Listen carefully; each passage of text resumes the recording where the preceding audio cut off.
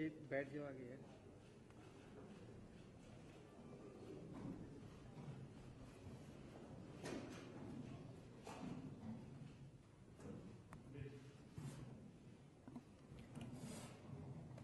Your Excellency, Honorable Uhuru Kenyatta, President of the Republic of Kenya, Prime Minister Narendra Modi ji, Ministers, distinguished guests, ladies and gentlemen, I welcome you to today's ceremony where two documents will be exchanged. The first is an MOU on bilateral cooperation in the field of agriculture and allied sectors. May I invite from the Kenyan side, Mr. Willie Bett, Cabinet Secretary for Agriculture, Livestock and Fisheries, and from the Indian side, Sri Amar Sinha, Secretary Economic Relations, Minister of External Affairs, to exchange the documents, please.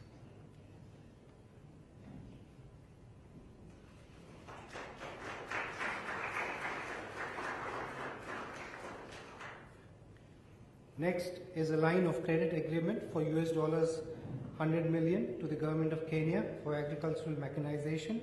This will be exchanged on the Kenyan side by Mr. Henry Rotich, Cabinet Secretary, National Treasury, and on the Indian side by Sri Yaduvendra Mathur, Chairman and Managing Director, Exim Bank.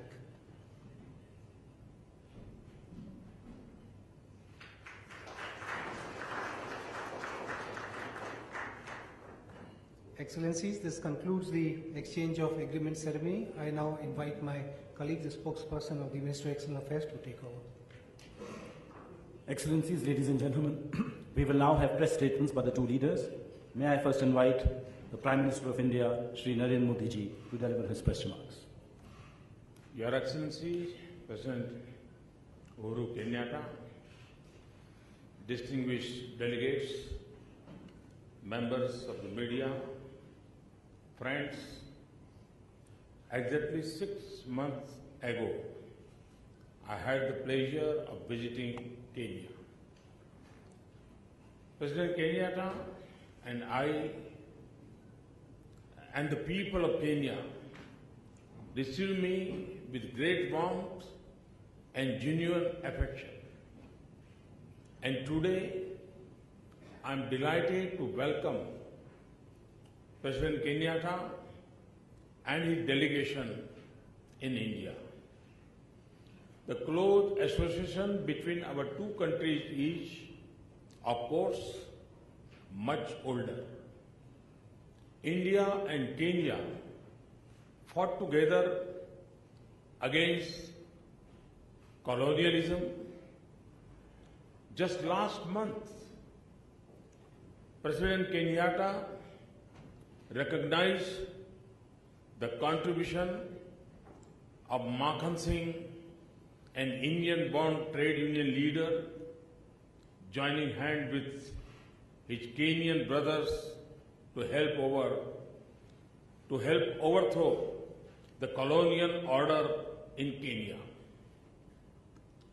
Common belief in democratic values, our shared developmental priorities, and the warm currents of the Indian Ocean bind our societies. Friends, in our discussions today, President and I reviewed the full range of our relationship. During my visit to Kenya last year, we had identified deepening of economic cooperation as one of the key focus areas of our efforts. In this context, expansion of bilateral trade, greater flow of capital between the two economies, and stronger development partnership are among our priorities. Yesterday, President Kenyatta led a strong and high-level delegation to the 8th Vibrant Gujarat Global Summit. Your participation in Vibrant Gujarat has generated a strong interest in Indian businesses to connect with commercial and investment opportunities in Kenya. We want and will encourage industry and businesses in both countries to take the lead in exploiting opportunities in healthcare, tourism, information technology, agriculture, blue economy, and energy. The Joint Business Council meeting tomorrow would work to build commercial engagement through specific projects in these areas. To boost trade, we are also cooperating on trade facilitation measures, including standardization and related areas, broad-based and wide-ranging cooperation in agriculture and food security is our shared priority. We are collaborating to raise agriculture productivity in Kenya. The line of credit agreement of $100 million signed for agriculture mechanization would open a new dimension of engagement. Long-term arrangement with Kenya for production and import of pulses is being explored and discussed. We would also be happy to share best practices in organic farming with Kenyan farmers. In the health sector, Bhavatron machine has been delivered to the Kenyatta National Hospital for cancer treatment. Related capacity building of the Kenyan doctors is being undertaken under our India-Africa Forum Summit initiative. Partnership in education is creating new connection between our people. We have a strong relationship with the University of Nairobi, where a chair for Indian studies has been established by ICCR, and renovation of its library is also being undertaken with Indian assistance. On energy, we value Kenya's support of the International Solar Alliance and our joint efforts to harness the energy of the sun to power our economic growth. Friends, the challenges in the maritime domain are a shared concern. But we will also explore opportunities in blue economy. We are focused on speedy progress in our defense cooperation. Some of the specific areas of priority would be hydrography, communications network, anti-piracy, capacity building, exchanges and defense medical cooperation. We are also partnering to strengthen our security cooperation and capacities. We have directed the Joint Working Group on Security Cooperation to meet at an early date. Our focus on cyber security, counter-terrorism, combating drugs, narcotics, human trafficking, and money laundering. Friends, the large Indian origin community of Kenya is a vital and energetic link between us. I have discussed ways to engage them with our trade, investment, and cultural exchanges.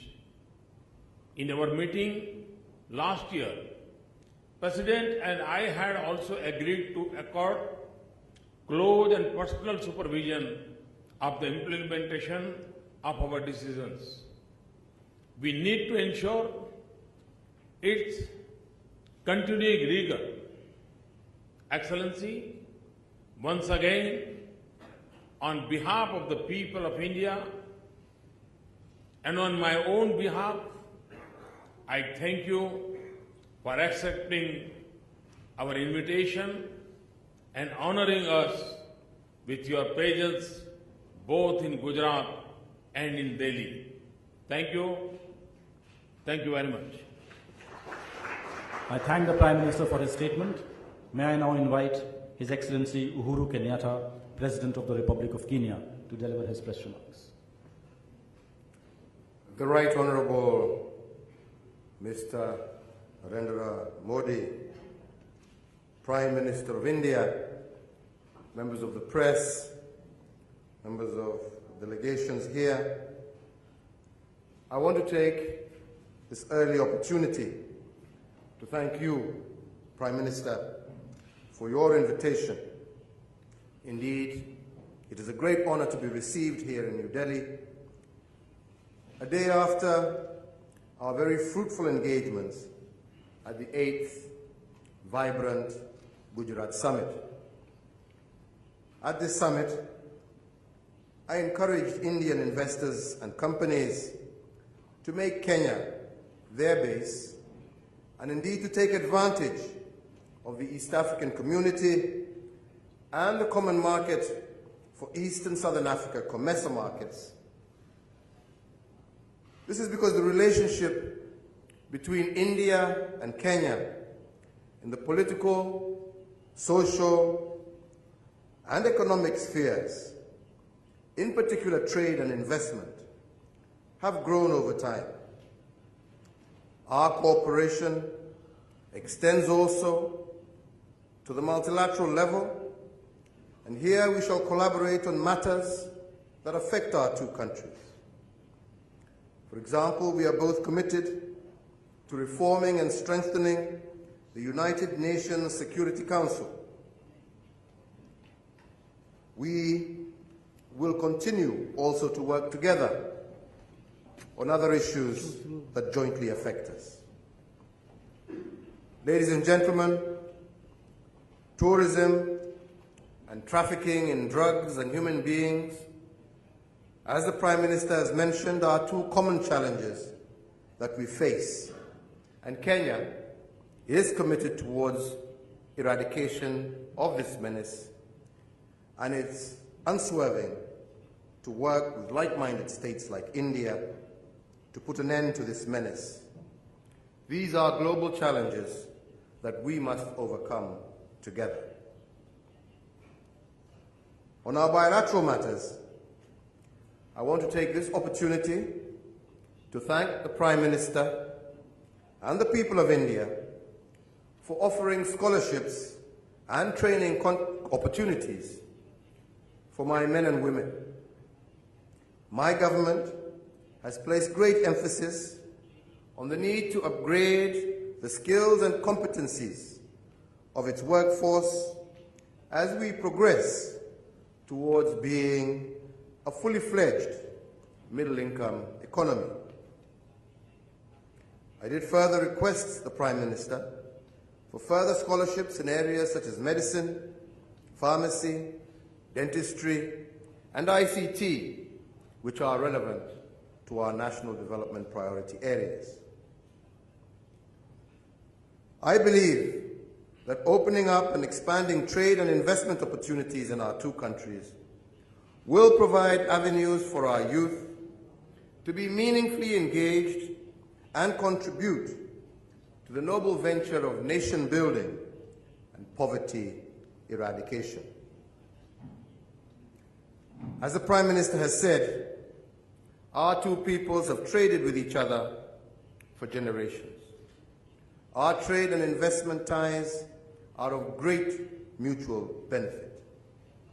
I am keen to increase the volume and values of our exports to India through shifting its export base from agriculture and mineral-based raw products to value-added manufacturing products, and we are seeking partnership with India in technology transfer to increase our capacity to add value to our natural products. I did also indicate to the Prime Minister that there are numerous investment opportunities in Kenya, particularly in agro-industries, and Kenya is establishing special economic zones in Mombasa and along our newly developed standard gauge railway. I invite Indian investors to take advantage of the infrastructure that my government has laid down, including the modern port of Mombasa. To help bridge the balance of trade deficit that exists, I have indeed pitched for India to improve market access for products with high demand in India, such as leather products and pulses. I request India to consider extending the project targeting African cotton-growing countries to Kenya, as this will also help to increase cotton production. We've also encouraged the joint trade committees of both countries to continue meeting and identifying feasible ways in which our bilateral trade can be enhanced. India's strength in the provision of health services is globally acknowledged. Indeed, many of our countrymen and women travel to India every year. Advanced technology, coupled with price competitiveness, makes your country a preferred destination for thousands of Kenyans seeking quality health care. The establishment of a cancer hospital and provision of treatment equipment supported by the Indian government is also greatly anticipated, as it will also go a long way to ensure that quality, affordable treatment is available also for Kenyans who cannot afford to travel to India. Kenya relies heavily on generic antiretroviral drugs manufactured in India. Ensuring that these drugs are available to people infected with HIV/AIDS is also a top priority for my government, and I want to thank India for its leadership in this area and for the generous donation of a consignment of antiretroviral drugs to Kenya.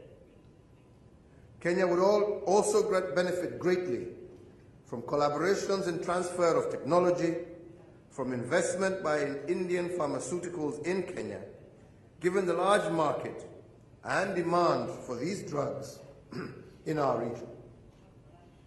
I am confident that agreements and memorandum of understanding signed between our two countries will provide a framework of collaboration in diverse areas. Indeed, as the Prime Minister has again mentioned, I do request both sides to immediately work on their implementation, as well as the other agreements we reached in Nairobi. I acknowledge the progress that we have made in many areas so far, and I look forward to collaboration in the new areas that we have today discussed. I note that our two countries granted increased frequencies to each other's airlines in the year 2015. And I encourage the airlines to exploit the infrastructure laid down by the bilateral air services agreement to increase connectivity and mobility of our people, to improve people-to-people and business-to-business contacts. In conclusion, I say again that I appreciate the useful deliberations that we have held with the Prime Minister and look forward to further engagements in the future. Thank you very much. I thank the two leaders for their statements. This concludes the joint press briefing. Thank you all.